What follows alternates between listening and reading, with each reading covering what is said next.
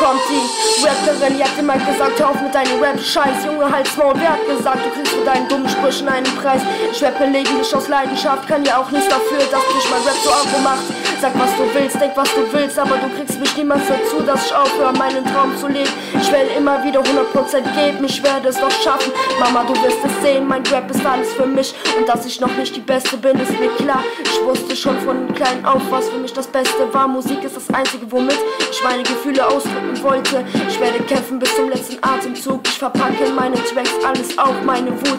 In mir fließt das Blut einer Kämpferin. Ich weiß, dass ich es schaffen kann, also mache ich weiter und höre nicht auf mit Rap. Das hier wird mein Durchbruch sein. Damals war ich einfach zu unerfahren und klein, um zu begreifen, was Rap für mich irgendwann eine Bedeutung haben wird. Ich gehe jetzt einfach raus und ich rappe, jeder kann mich hören. Jeder soll wissen, wer ich bin. Ich markiere mein Gebiet, ich hinterlasse ein Zeichen und jeder soll wissen, dass Mia in der Stadt ist.